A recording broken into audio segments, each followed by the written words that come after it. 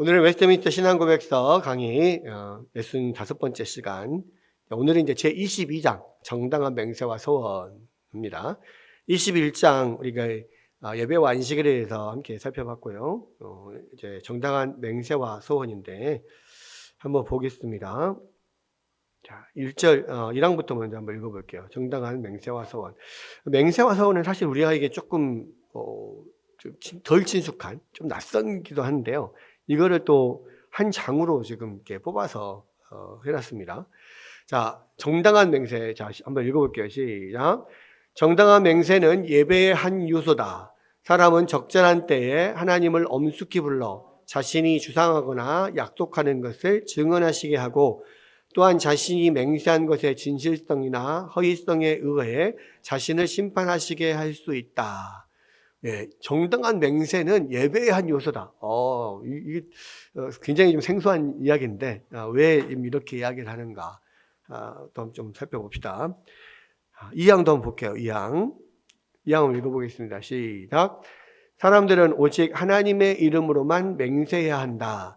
하나님의 이름을 사용할 때는 거룩한 두려움과 공경심이 필요하다. 따라서 하나님의 영광스럽고 두려운 이름을 경솔하게나 망령되이 사용하거나 다른 것들을 불러 맹세하는 행위는 삼가야 할 죄에 해당한다. 그러나 사안이 중대할 때 이루어지는 맹세는 하나님의 말씀, 곧 신구약 성경 모두가 보장하는 것이다. 그러한 경우에는 합법적인 권위에 의해 요구되는 정당한 맹세가 반드시 필요하다.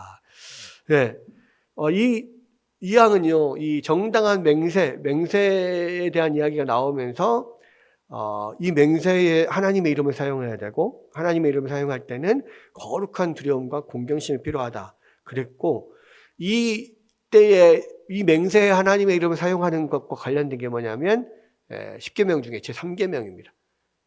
여호와의 이름을 망령되이 일컫지 말라라고 하는 게 어떤 예배에 관련된 또는 어떤 신성 모독에 관련된 뭐 이런 것일 뿐만 아니라 이런 맹세에도 관련이 있다는 거.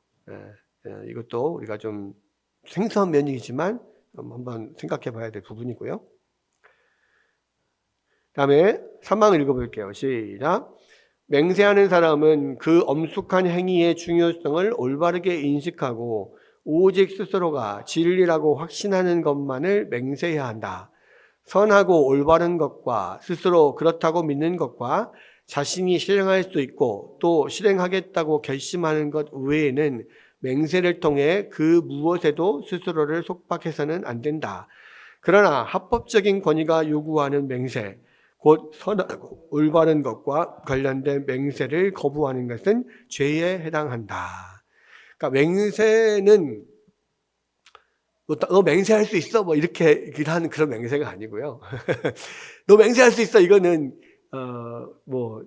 내가 거짓말한다. 내가 거짓말하는 거 아니야? 뭐 이런 거잖아요. 근데 이제 그러한 사사로운 맹세 보다는 하나님 앞에서 또 진정으로 결단하고 결심하고 맹세하는 뭐 이런 면들이거든요. 그래서 그렇기 때문에 이게 사실 예배와도 관련이 있고 진실성과도 관련이 있고 뭐 여러 가지 그런 면들이 있어요.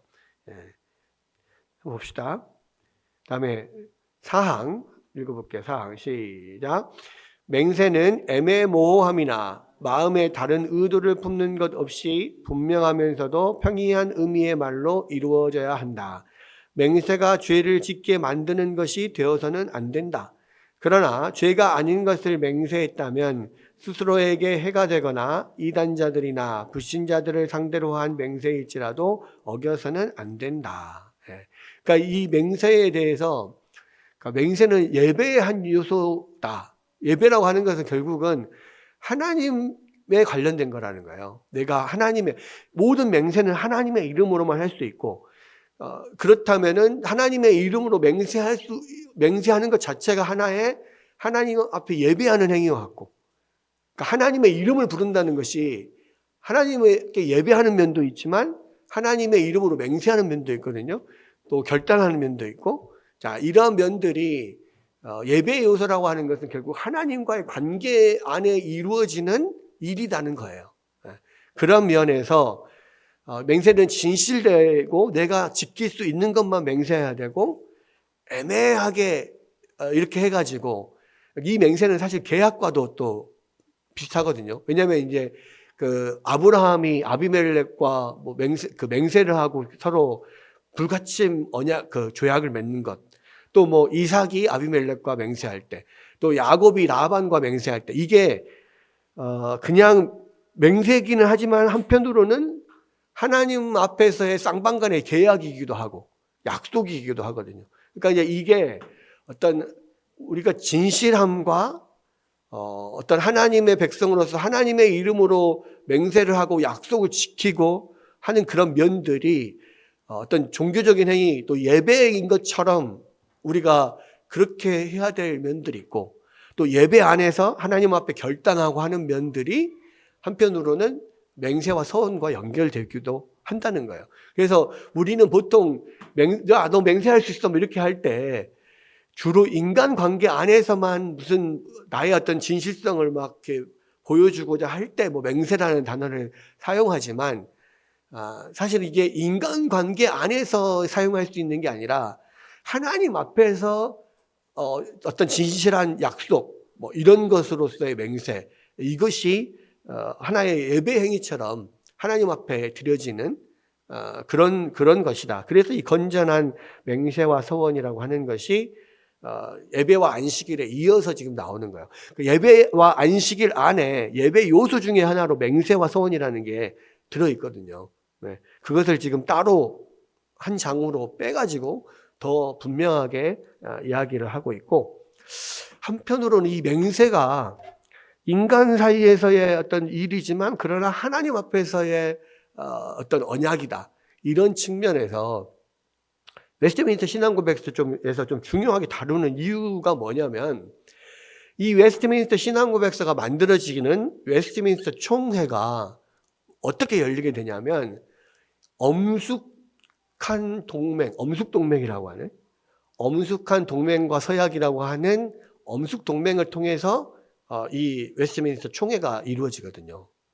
그게 무슨 이야기냐면 잉글랜드 안에서 왕당파와 의회파가 서로 싸우게 될 때 그 의회, 잉글랜드 의회가 스코틀랜드의 응원군을 요청을 합니다. 스코틀랜드 군대를 우리를 힘을 실어달라고 요청을 하면서 하나님 앞에서 엄숙한 동맹을 맺어요. 그런 동맹을 맺으면서 그 동맹이 뭐냐면 스코틀랜드의 장로교를 잉글랜드 의회가 우리나라의 국교로 받아들이겠다. 우리 국교로 확정하겠다. 그래서 같은 개신교도 안에서 엄숙한 동맹을 맺고 스코틀랜드와 잉글랜드의 의회가 하나가 돼서 왕당파와 싸우고 우리 그 영국을 이 장로교화하자 뭐 이런 어떤 동맹인 거예요. 그 동맹을 통해서 결국은 이제 의회파가 승리를 하게 되고 결국은 이제 그 장로교 내지는 개신교가 영국의 하나의 어떤 그런 국교가 되는. 그러니까 영국은 지금 성공회가 이 국교였잖아요. 근데 그 영국 성공회를 완전히 무너뜨리고 우리가 이 완전한 종교개혁이 된 장로교 제도로 우리를 완전한 종교개혁을 이루자.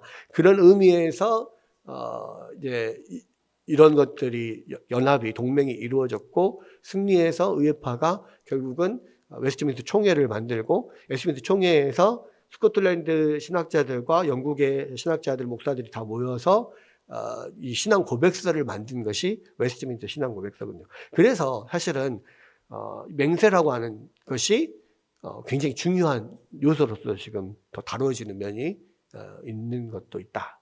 그런 면도 있다. 이런 거예요. 그래서 이제 맹세는 우리는 뭐 예배 이게 하나님 앞에서의 행위라 생각을 못 하는데, 근데 분명한 것은 맹세라고 하는 것은 하나님 앞에서의 행위이고 하나님 앞에서 우리의 진실성을 내보이고 언약을 맺고 내가 약속을 지키겠다라고 하는 이런 것이다. 그래서 결국 맹세도 하나님 앞에서 예배의 행위 중에 하나다. 예배의 요소 중에 하나다. 지금 이제 그렇게 이야기를 하는 거예요. 그리고 여기서 나중에 좀 더 설명을 하겠지만요. 맹세가 그래서 예배이기 때문에 거짓 맹세를 하면 안 돼요. 그리고 맹세를 죄를 짓는 것을 어떤 죄를 짓겠다라고 맹세를 하는 것은 하나님 앞에 의미가 없는 거야.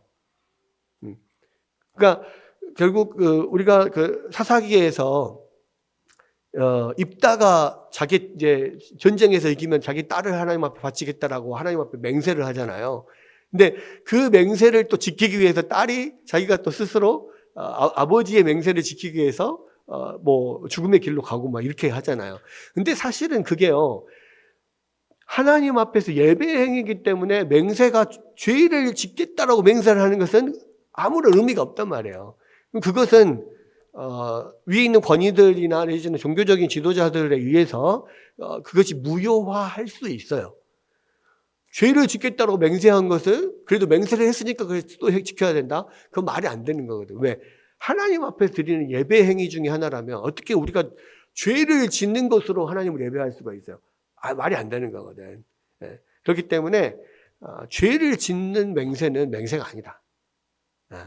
분명하게 그것을 이야기를 할 수 있고, 또 뭔가 그러니까 모세오경에도 보면은 뭔가 잘못된 맹세를 한 경우에 위에 있는 권위가 그것을 취소할 수 있어요. 하나님 앞에서. 그러니까 예를 들어서 자녀들이 하나님 앞에 잘못 맹세를 했다. 그럼 아버지가 그것을 취소할 수 있어요. 하나님 앞에. 또 종교 지도자들에게 가서 잘못된 맹세를 아뢰고 그를 취소할 수도 있거든요. 그런 면인데, 그래서 우리가 맹세가 종교행위, 맹세가 하나님 앞에서 하는 예배의 일종이다라고 생각을 하면 그런 잘못된 맹세에 대해 우리가 잘못 행하지 않을 수 있단 말이에요. 그런 부분을 우리가 조금 맹세라고 하는 것이 생소하지만 그렇구나 라고 좀 생각할 수 있습니다. 자, 봅시다. 자, 웨스트민스터 신학자들이 왜 정당한 맹세와 서원이라는 주제에 한 장 전체를 드릴 만큼 중요하게 생각할까 하는 의문이 들 수가 있다. 또 왜 의문이 드냐면 예수님께서 맹세를 하지 말라고 그랬거든요. 보십시오. 내 형제들아 무엇보다 맹세하지 말지니 하늘로나 땅으로나 아무 다른 것으로도 맹세하지 말고 오직 너희가 그렇다고 생각하는 것은 그렇다 하고 아니라고 생각하는 것은 아니라 하여 정죄함을 면하라 그랬거든요. 이것 때문에 맹세 자체를 하면 안 된다. 맹세하지 마라. 그렇게 생각하는 사람도 있습니다. 근데 웨스트민스터 신앙고백서에서는 맹세는 종교적인 행위, 예배 중에 하나다. 이렇게 이야기하거든요. 그 말은 무슨 말이에요? 맹세를 해란 말이거든. 맹세를, 거룩한 맹세, 정당한 맹세와서는 사용하는 것이 옳다. 지금 이렇게 이야기를 하고 있거든. 이거 뭐냐? 예수님은 맹세하지 말라고 했는데. 근데 이제 여기에서 보면, 이거는 지금 야고보의 사도가 이야기한 건데요. 이 야고보서에서 말하는 것은 뭐냐면, 어떤 우리의 말의 진실성에 관한 거죠. 우리가 사사로이 개인적으로 다른 사람에게 맹세를 하는 경우는 하도 우리가 거짓말을 많이 하고 믿을 수 없으니까 맹세를 한다고. 이 사람 나를 안 믿으니까 내가 하늘로 맹세한다, 땅으로 맹세한다, 뭐 막 그런 식으로 말을 하는데, 너 내가 하늘이 되고 맹세하는데 말이야. 이거 진짜 이렇게 하지 말고 네 말이 진실하면 사람들이 못 믿지 않을 거 아니냐. 네가 진실하게 맞는 그런 것은 그렇다라고 하고 아닌 것은 아니라고만 이야기를 하면, 늘 진실성 있게 이야기를 한다면 사람들이 맹세하라고 하지도 않을 것이고 네가 그것을 맹세하겠다라고 하지도 않을 거 아니냐. 그러니까 또 우리의 말의 진실성에 관한 이야기를 하고 있는 거지, 맹세 자체를 하지 말라는 이야기는 아니라는 거예요. 그렇죠? 그래서 야고보서 말하는 진술의 의미는 다른 무엇보다도 그리스도인은 그 자신의 말을 신뢰할 수 있는 사람이 되어야 된다. 말의 신뢰성에 관한 이야기를 하고 있는 거다. 예수님도 산상설교에서 하늘로도 제단으로도 성전으로도 또 그런 종류의 그 무엇으로도 맹세하지 말라 경고하셨습니다. 이것도 마찬가지. 진실해라는 거예요. 하나님의 자녀들은 하나님이 거룩하니 우리도 거룩해야 되고, 하나님이 진실하시니 우리도 진실해야 된단 말이에요. 맹세가 필요할 만큼 그렇게 신뢰성이 없어서는 안 된다. 매사의 모든 말에 그런 것은 그렇다, 아닌 것은 아니다. 진실하게 해서 그런 맹세가 필요 없는 어떤 사람의 관계 안에서 맹세가 필요 없는 그런 사람이 되라는 이야기라는 거예요. 그래서 여기서도 보면 우리가 맹세하고 서약하는 이유는 모든 사람이 거짓말장이기 때문이다. 타락한 우리는 진리를 듣는 것도 싫어하지만 진리를 말하는 것도 싫어한다. 그래서 우리가 타락이기 때문에 늘 이렇게 거짓말을 행하고 그래서 다른 사람 못 믿고 이런 면들이 있는데, 그 이유는 뭐냐? 우리가 성경에서 만나는 첫 번째 거짓말장이가 바로 에덴 동산의 뱀이잖아요. 그죠? 예수님은 요한복음 8장 44절에서 사탄이 처음부터 거짓말장이었다 이렇게 말씀을 하십니다. 그래서 하나님과 우리 다른 점은 하나님의 말씀은 항상 믿을 수 있지만 우리 말은 무조건 절적으로 신뢰하기 어렵다는 거죠. 네, 그래서 우리가 사실은 서로 믿을 수가 없기 때문에 모든 사람들 앞에서 또는 권위 있는 사람들 앞에서 무언가를 맹세를 하고 서약을 한단 말이에요. 그게 이제 대표적인 것이 결혼식이라는 거죠. 그러니까 결혼식은 모든 사람들을 증인으로 불러다 놓고 하나님 앞에서 서약을 하는 거예요. 그래서 사실은요, 이게 부부가 한번 하나님의 이름으로 짝지어진 것을 나눌 수 없다고 하는 이유가 사실 모든 사람들을 증인으로 놓고 하나님 앞에서 우리가 서약을 하거든요. 그렇잖아요. 그러니까 하나님의 이름을 불러 서약하는 것은 하나의 그런 종교적인 어떤 행위이고 예배의 일환이고 사람의 증인 앞에서 서약을 하지만 하나님 앞에서 서약을 하는 하나님과의 어떤 약속이거든. 그렇기 때문에 깨뜨리지 말아야 된다는 거예요. 그런 면에서 그리고 아무도 없는 데서 다른 사람에게 정죄를 약속하는 것과 그 동일한 약속을 많은 사람들과 권위 앞에서 하는 것은 전혀 다르다. 우리가 연약하고 거짓말장이들이고 우리가 죄로 타락했기 때문에 이 거짓을 좋아하지만 그렇기 때문에 많은 사람 앞에서 우리가 더 서약을 하고 맹세를 하고 뭐 그렇게 하는 것이고, 그렇게 하도록 어떤 결혼식 제도를 하나님께서 만드셨다라는 겁니다. 그래서 이제 늘 우리 머릿속에 좀 생각해야 될 게 뭐냐면, 이런 맹세와 서약은 사람 앞에서 하는 것이지만 하나님 앞에서 하는 것이다. 이걸 분명히 생각하고 있어야 돼요. 그래서 우리는 약하고 부패했기 때문에 우리의 말은 그 자체로 믿을 수 있는 것이 아니기 때문에 하나님은 우리에게 거룩한 서약과 맹세를 주신 것이다.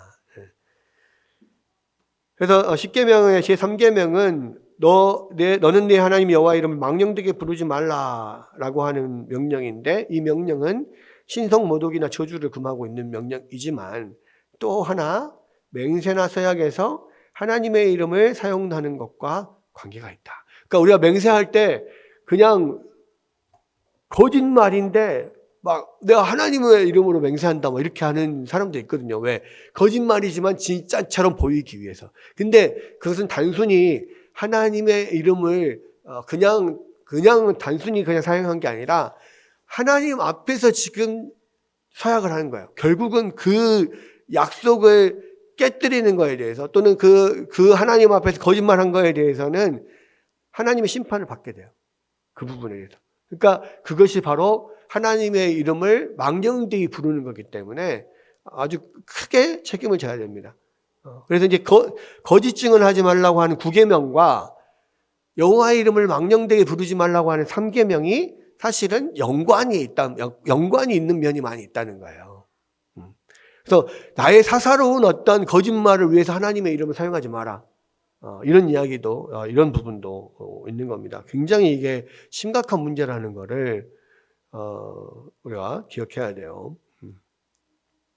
그래서 이 조항들은 첫째는 정당한 맹세의 본질, 둘째는 누구의 이름으로 맹세하느냐의 문제, 셋째는 맹세의 정당성, 넷째는 맹세하는 태도, 다섯째는 맹세의 구속적인 의무를 가르친다. 이렇게 되어 있어요. 그래서 이제 하나씩 보면 우리 맹세는 예배의 엄숙한 행위에 해당한다. 이게 이제 우리에게 생소한 이야기지만 자, 사람은 맹세를 통해 하나님을 불러서 자신의 주장이나 약속을 증언하게 하시고 맹세의 진실성이나 허위성으로 자신을 심판하게 하시는 거야. 그래서 여러분 정말 주의해야 될 게 뭐냐? 하나님의 이름으로 맹세한다. 하나님을 이름으로 맹세하는 것은요, 하나님을 불러서 내 증인으로 삼는 거예요. 그 말은 내가 하나님 앞에서 내가 이것을 지키지 못하면 내가 하나님의 심판을 받겠다는 이야기입니다. 그러니까 이거 굉장히 무서운 거예요. 여러분, 그래서 하나님의 이름으로 쉽게 그렇게 맹세하지 말라는 거예요. 그러니까 하나님의 이름으로 아예 맹세하지 말라 이 말은 아니에요. 하나님의 이름으로 맹세를 할 때는 정말로 하나님 앞에 내가 이것을 신실하게 그 약속을 지키겠다라고 하나님 앞에 맹세를 하고 결단을 하고 그것을 정말로 내가 불이익을 당하는 한이 있더라도 이것을 지키려고 노력해야 된다는 거예요. 이것 자체로서 내가 하나님 앞에 지금 심판을 담보하고 있는 거거든. 그러니까 굉장히 주의해야 된다는 거예요. 그리고 최선을 다해서 지키려고 노력을 하는 면이 필요하다. 그래서 이 맹세라고 하는 것이 어떤 예배의 엄숙한 행위에 해당된다. 이건 하나님 앞에서 행위다. 이걸 우리가 분명히 알아야 된다라는 겁니다. 어떤 맹세든 엄숙한 신앙 행위에 해당된다. 그러고요. 두 번째, 맹세는 하나님의 이름으로만 할 수도 있다. 성경은 신명기 6장 13절에서 그의 이름으로 맹세할 것이라 이렇게 말하고 있고요. 신이 아닌 것들로 맹세하는 것은 굉장히 중대한 범죄라고 에레미야 5장 7절에서는 이야기를 합니다. 그래서 하늘로도 말고 땅으로도 말고 이거는 하지 말아야 돼요. 하나님의 이름으로 맹세해야 하고 하나님의 이름으로 맹세하는 것은 하나님 앞에서 내가 심판을 자초하는 것이기 때문에 정말 그것을 최선을 다해서 지켜야 된다. 내가 하나님 앞에 내가 하나님 앞에 서서 그것을 행하는 그런 마음으로 하나님 앞에 정말로 대면에서 약속하는 면으로 생각을 하고 철저하게 지켜야 된다 이 말이에요. 하나님의 다른 것으로 하는 맹세는 전혀 합당하지 않을 뿐더러 우상 숭배의 죄를 짓는 것이다. 그래서 맹세를 하는 것은 하나님의 이름으로만 맹세할 수 있다. 지금 이야기입니다. 그다음에 세 번째, 맹세는 필요한 때 합법적인 권위로 정당하게 이루어져야 된다. 그래서 이제 이 퀘이커 교도들 같은 경우는 맹세의 정당성을 부인합니다. 맹세하지 말아야 된다 그랬어요. 그래서 그들은 신학시대 이후로는 어떤 경우든 맹세가 이루어져서는 안 된다라고 이야기를 합니다. 왜? 아까 야고보서나 산상수훈처럼 도무지 아무것도 들어도 맹세하지 마라 그랬으니까 맹세하면 안 된다 이렇게 이야기를 하는데, 그러나 10계명의 제3계명이 바로 맹세의 정당성을 인정한다. 여호와의 이름을 망령되이 부르지 말라는 것은 여호와의 이름을 정당하게 불러라는 이야기거든. 뒤집어 생각하면 합당한 때는 얼마든지 하나님의 이름으로 맹세할 수 있다 이 말이에요. 그래서 정당하게 하나님의 이름으로 맹세를 하고, 맹세를 한 것은 하나님 앞에 신실하게 지키고, 또 그것을 필요하면 우리가 정당한 하나님 앞에 맹세할 필요도 있는 거예요. 왜냐하면 그 하나의 자신의 결단이거든. 하나님 앞에 내가 이렇게 하겠습니다. 그 맹세 중에 하나가 또 뭐냐면 나실인의 서약 같은 거 그잖아요. 내가 하나님 앞에 나의 삶을 들여서 독주와 포도주를 금하고 시체를 금하고 머리를 자르지 않고 그렇게 함으로써 내가 하나님과의 약속을 신실하게 지키겠습니다 라고 하는 게 나실인이잖아요. 나실인의 서약은 정당한 맹세야. 그러니까 이제 이것을 우리의 어떤 신학적인 삶에서 어떤 맹세에 이렇게 우리가 접목을 시켜보자면, 우리가 하나님 앞에요 결단하고 하나님 앞에 맹세하고 그것을 지키는 면도 우리 예배 안에 필요하다는 거야. 그러니까 단순히 그냥 예배만 드리고 기도하고 말씀 듣고 설교 듣고 이런 것만 예배가 아니라요, 하나님과의 관계에 있어서 하나님 앞에 뭔가를 내가 약속하고 이렇게 하겠습니다 결단하고 그것을 실천해내고 하는 면이 하나님과의 그런 관계 안에서 또 그 관계를 더 깊게 하고 돈독하게 하는데 필요하다는 거죠. 그래서 우리는 가끔씩 이렇게 기간을 정해서 하나님 앞에 금식하며 기도를 결단하기도 하고, 예를 들어서 하나님 앞에서 예를 들어서 무슨 성경을 일독을 하겠습니다. 우리 서약하기도 하잖아요. 나름대로 우리가 그 송구영신 예배 때 기도 제목 이런 거 올해의 결단 이런 것들을 써서 내는 것이 사실은 하나님 앞에서 맹세인 거야. 이게 하나님 앞에 서약인 거야. 우리는 작심삼일 이거 하겠습니다 결단을 하지만 하나님 앞에서 그냥 못해요 하고 그냥 후지부지 하기도 하잖아요. 근데 그렇게 하지 말라는 거예요. 하나님 앞에 약속을 했으면 반드시 그것을 지키려고 노력해야 되고, 또 그럼 나는 못 지키니까 결단 안 하겠습니다 이렇게도 하지 말라는 거야.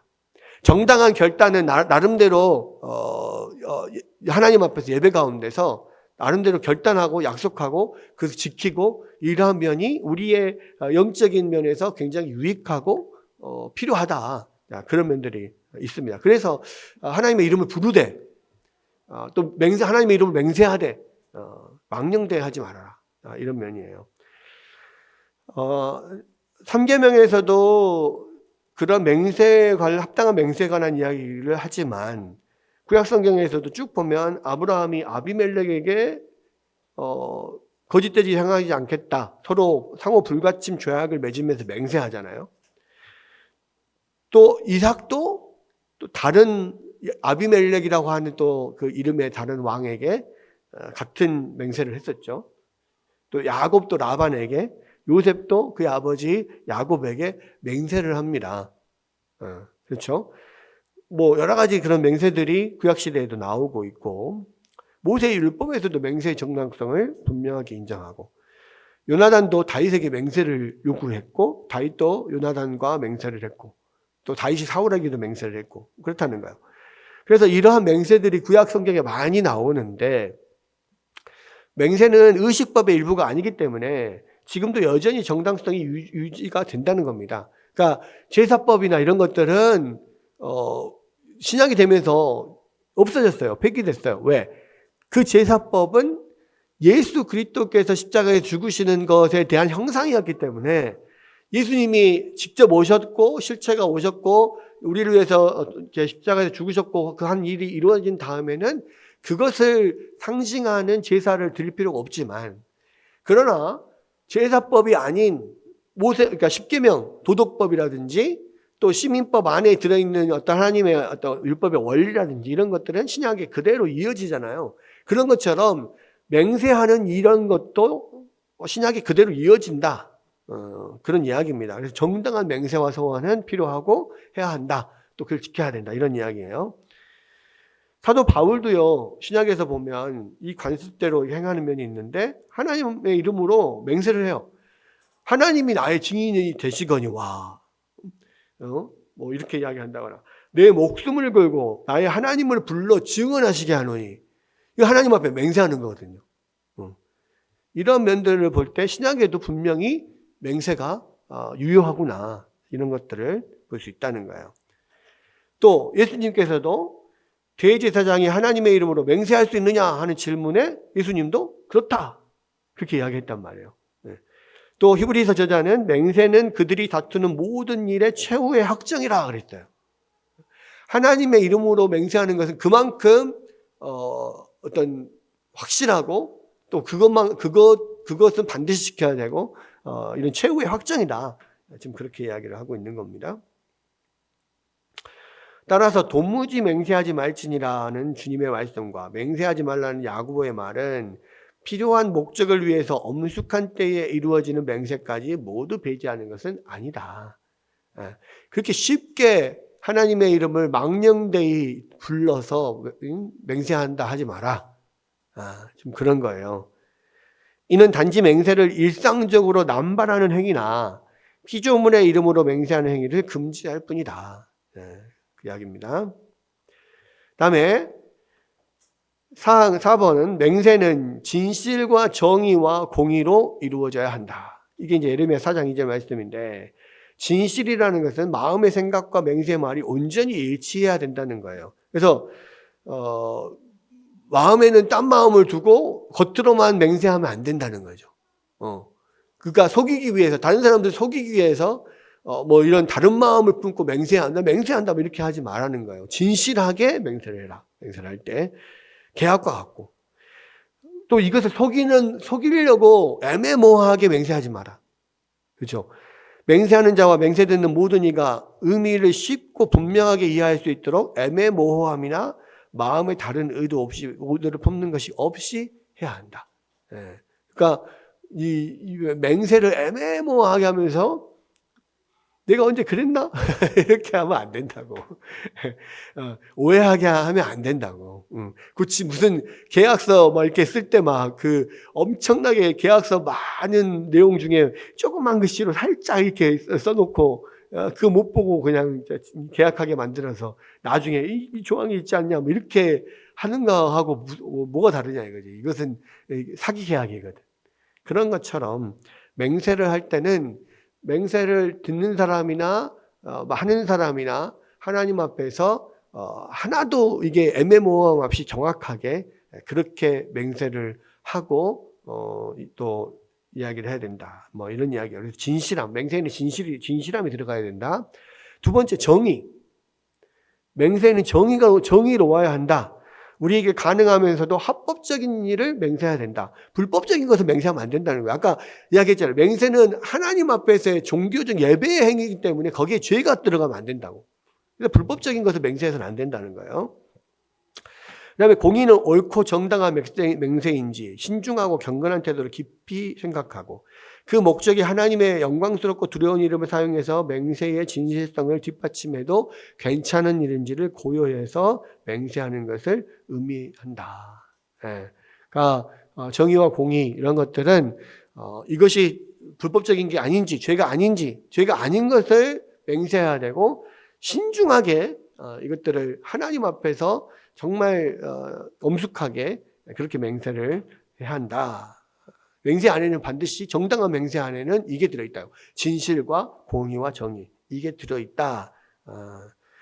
그래서 맹세는 반드시 정당한 맹세는 반드시 실천에 옮겨야 하며 사람들을 죄짓게 하는 맹세는 그 자체로서 의미가 없다는 거예요. 그러니까 이거를 여러분들이 분명하게 알아야 돼요. 하나님 앞 맹세는 예배의 행위이기 때문에 죄를 짓는 맹세는 맹세가 아니다. 이걸 분명하게 알아야 됩니다. 그리고 경솔하게 했을 때는 헤롯처럼 경솔한 맹세한 죄에다가 그 맹세를 지키는 죄까지 더 보태지 말고 그 맹세를 후회하며 철회하는 것이 마땅하다. 이게 무슨 말이냐면 헤롯이 그 헤로디아 딸이 이렇게 자기 앞에서 막 춤추고 마음을 흡족하게 했을 때 뭐라도 요구하면 다 들어주겠다 맹세를 하잖아요. 근데 거기에 대해서 이 세례 요한의 머리를 잘라서 주라라고 하니까 자기가 맹세한 것을 번복하기가 거시기 해서 그냥 그 죄를 행한단 말이에요. 그러니까 잘못된 맹세는 철회해야 돼요. 죄를 조장하는 맹세는 처리하는 게 나아요. 근데 그것을 또 지킨다고 더 거기다가 죄를 더 범죄를 해버리면 더 하나님 앞에 큰 죄를 짓는 것이다. 그 이야기입니다. 경솔히 맹세하지도 말고 만약에 경솔히 맹세해서 죄를 짓는 맹세였다면 그것을 빨리 철회하고 하나님 앞에 회개하고 이렇게 하는 것이지 맹세를 더 지킨다고 막 덜 이렇게 하지 마라 이 말입니다. 그러나 정당한 맹세는 해가 된다고 해서 반드시 지켜야 한다는 거예요. 시편 15편 4절에 마음에 서원하는 것은 해로울지라도 변하지 아니하여야 한다. 그래서 이제 이 맹세라고 하는 면을 여러분 살면서 맹세를 좀 많이 합니까? 저도 맹세를 별로 안 해요. 너 맹세할 수 있어? 진짜 맹세할 수 있어? 아니 그렇게는 못하고 아니 그런 자신은 없는데 그래서 저는 사실은 내기도 잘 안 해요. 내기 좋아하는 사람이 있거든. 너 내기 할래? 내기 할래? 오케이, 내기 하자. 제가 그렇게 내기해가지고 이겨본 적이 없거든요. 나는 분명히 사실이다. 이것이 맞다라고 정말 생각을 하는데요. 근데 그게 아닌 경우가 꽤 많더라고. 그래서 누가 너 내기할래? 그럼 야 이거 내가 맞는지 내기할래? 아니 그렇게까지는 안 하고 내기는 안 하는데 내 생각엔 이게 맞는 것 같은데 한번 찾아보자. 뭐 이렇게 이제 약간 꼬리를 내립니다. 그래서 뭐 그런 경우에는. 근데 많은 경우 내가 확신하는 것이 틀린 경우가 많더라고. 진짜 분명히 내 생각에는 그게 맞거든.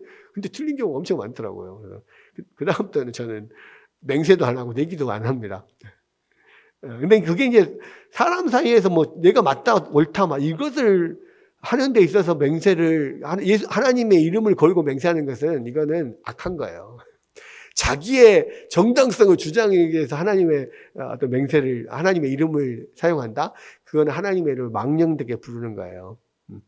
그렇게 해서는 안 되고, 그러나 분명한 것은 정당한 맹세, 하나님 앞에서 꼭 해야 되고, 그런 것들이 또 우리 하나님과의 관계 안에서 그러한 결단 또 맹세 이런 것들이 필요하다.